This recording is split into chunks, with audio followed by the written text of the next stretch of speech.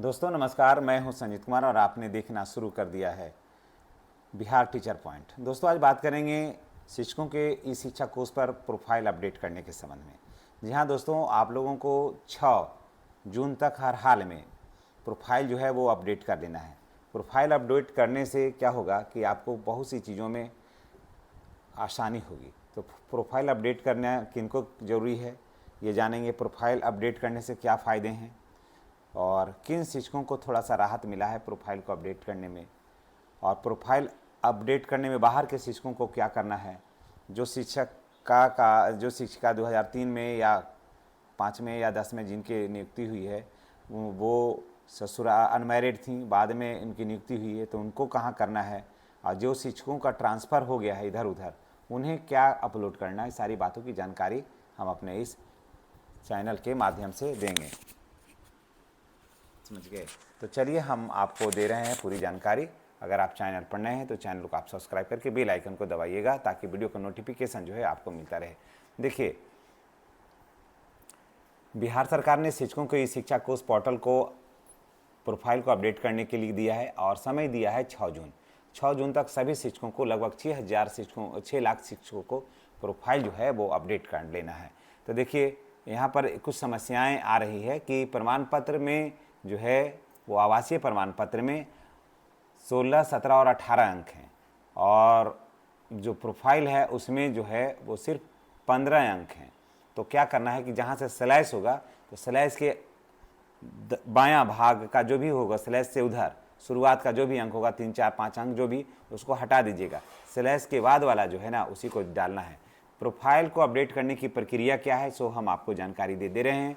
इस शिक्षा course portal पर जाइएगा, उसमें टीचर लॉगिन करिएगा, और उसके बाद टीचर रजिस्ट्रेशन सेक्शन खुलेगा, उसके बाद एडिट प्रोफाइल खुलेगा, और उसके बाद अपने व्यक्तिगत जानकारी वहाँ पर भरा हुआ है बहुत सारा चीज़, वहाँ पर उसको देख लीजिएगा, उसको समझ लीजिएगा, उसको पढ़ लीजिएगा।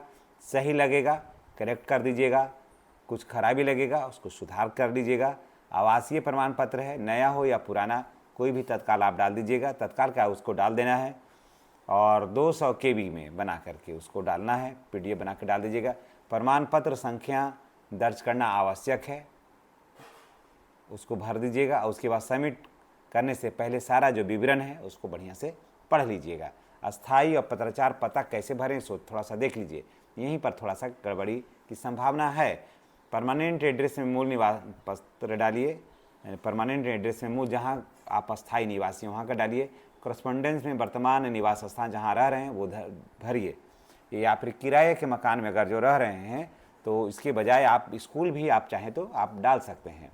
अन्य राज्यों के जो शिक्षकों के लिए निर्देश है कि जहाँ के वो शिक्षक हैं परमानेंट एड्रेस में वहाँ डालिए, और किराए के मकान तो चेंज होते रहता है, मानते हैं कि आप बाहर के शिक्षक हैं तो रूम लेकर इधर उधर रहिएगा, उससे बढ़िया है कि आप विद्यालय को डालिए। आप विद्यालय को डालिए, सबसे बढ़िया ये वही रहेगा। विशेष शिक्षकों के लिए एक नियम है कि जो शिक्षक पहले नियोजित थे बाद में वो विशिष्ट बने, उन्हें विशिष्ट शिक्षक बनने के समय में जो भी निवास प्रमाण पत्र भरे हैं उसी के आधार पर उसको फिर प्रोफाइल को अपडेट करना है। और अगर कहीं जा लिए हैं और किराया के मकान में रह रहे हैं तो फिर वहाँ आप भी विद्यालय को ही डालिए तो ज़्यादा बेहतर। कॉरस्पॉन्डेंस में उसके बाद पुराने नियोजित शिक्षकों को राहत है। 2003, 5, 6, 7 जो भी शिक्षक नियुक्त हुए हैं उनका निवास प्रमाण पत्र वहाँ पर उपलब्ध अगर नहीं है तो वर्तमान में निवास प्रमाण पत्र या कोई प्रमाण पत्र बना हुआ है निवास प्रमाण पत्र तो उसे आप अपलोड कर दीजिए। महिला शिक्षिकाओं के लिए कुछ निर्देश है कि परमानेंट एड्रेस में मैके आप डाल सकते हैं, मैके पर हुआ था, और करस्पॉन्डेंस में वर्तमान में ससुराल या फिर निवास स्थान का पता भरे, या फिर जहाँ रह रहे हैं, या फिर विद्यालय कुछ समझ में आता है तो विद्यालय को भी आप भर सकते हैं। ठीक है, नियुक्ति के बाद जो भी प्रमाण पत्र प्रस्तुत किया गया उसका उसी का उपयोग करिएगा। सबमिट करने से पहले सावधानी से इसको पढ़ लीजिएगा ताकि फिर प्रोफाइल को अपडेट करने का दोबारा मौका नहीं मिलेगा।